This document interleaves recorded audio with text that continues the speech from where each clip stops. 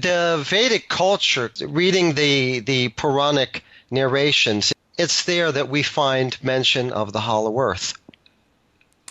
Interesting. I mean, these texts, obviously, they're, I guess, compared to Sumerian texts, are these considered to be older? Because we're talking 5,000 years, and that's just when they were written down. I mean, there might be an oral tradition that extends longer than that. Yes, well, in the literature itself, what you see is that the Vedic society on Earth, which was once very much encompassing, it fragmented to Druid, to Indo-European, to various cultures that we know, that we think they're separate or similar, but they're ramifications, they're branch-offs. I don't see them as being older than the Sumerian. It's just that this knowledge is presented as something that's cyclical. Sometimes it's wiped off the face of the earth and is reestablished again.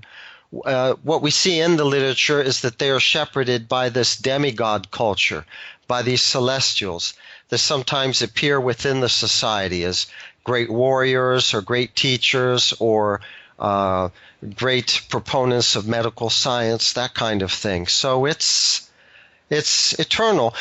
Probably you've heard of the Kalki Avatar. Mm-hmm. So Kalki comes at the end of every Yuga cycle, consisting of 4 yugas. Right now we're in the last one, the Kali Yuga. At that time, the Kalki Avatar will appear, and he will bring with him men from the inner earth to repopulate the surface world. So in this way, it's cyclical. It may disappear for a while, the Vedic understandings, but they're manifested again. That's the idea. So when you talk about age, I mean, how can you talk about age when that's the ideal, that it's something cyclical that's manifested again and again? Sure, that's definitely a fair point. And these texts, they kind of describe the earth and life and even humans much differently than we consider them today. Can you tell us about those aspects of the story? These Puranic texts, they describe the hollow cavity of the earth, the other side of the earth, because they're also involved with goings-on the surface and vice versa. They go back and forth, just like we go back and forth across the Atlantic. So they're described, that kind of thing. And it does mention these hollow earth narrations, these hollow earth pastimes. Richard Dewhurst, he wrote this book about the Smithsonian's cover-up of any artifacts that come through about giants. They seem to take them in, but they never reach display. They always seem to get lost, and they seem to go missing or become hidden. And that's interesting because these giants are thought of to possibly have come from the inner earth. We hear stories about them in various ancient texts, and there's plenty of myths about giants, but apparently that's where they might have came from. Yes, and not only the cavity, but also from cavern worlds. These giant human beings, they've been seen in other parts of the world. I mean, I know there's a lot of weird occult themes and strange technology that surround the Nazis, and they took a lot of interest in the poles. Some even think Hitler did escape to Antarctica. I mean, do you think they were aware of the inner earth? Well, it's funny. They sent the expedition to the African side, New Schwabenland. There were 2 or 3 large ships, and they did have a couple of seaplanes with them, and they did do a lot of exploring, but they were on the wrong side. They were exploring because they were looking for the entrance to the hollow earth. Exactly. This idea, I mean, if this is true and all the forms we're discussing, you realize this would be the mother of all conspiracies, right? I mean, this would be one of the ultimate secrets to have kept all these years, right?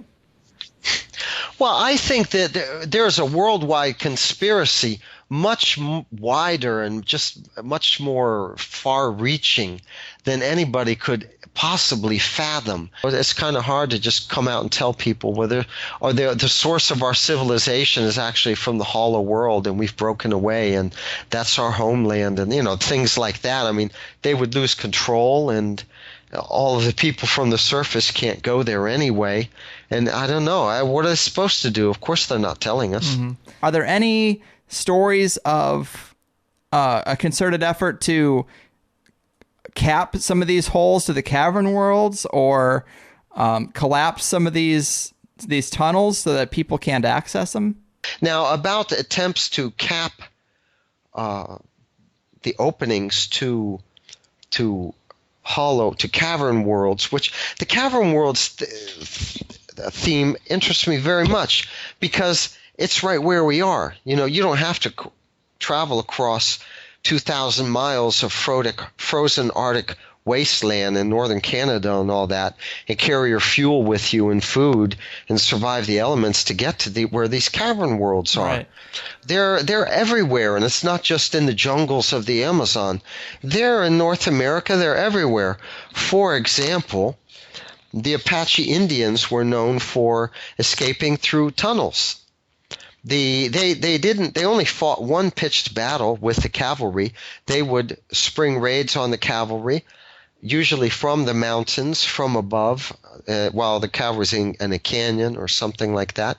And then they would run off through these tunnels and caves, and the cavalry would never catch up with them. And they would show up like on the other side of the border in Mexico 2 weeks later, something like that. And nobody saw them traveling across land. So this is very interesting. Now,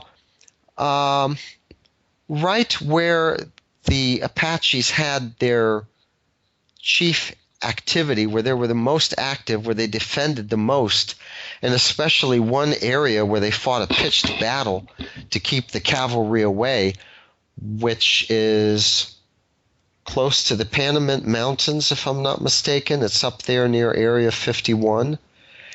And it is an area where there are reports of tunnel entrances and cut steps into the rocks, and auditorium-sized rooms that opened up. But what went on during the early 70s, right in that area, something like, according to David Hatcher Childress, 25 miles from where the Apaches were most active, were the underground atomic explosions. So if there were cavern worlds in this area, and there were, the world of the Apaches or something like that was actually below the surface of the earth, or some cavern world was down there, at one point, we just weren't able to make peace with them or subjugate with them, and they did these underground atomic explosions. And the Russians did a few too. And then the Hindu Kush, which is known, that's where you have the most folklore about underground worlds, Shangri-La and that kind of thing. The Pakistanis engaged in some underground nuclear testing also. So all these people are enemies with each other, but they seem to have a common agenda, and they don't tell on each other. There's winks and nods. And again, the size and scope of the conspiracy is just still something that I cannot fathom.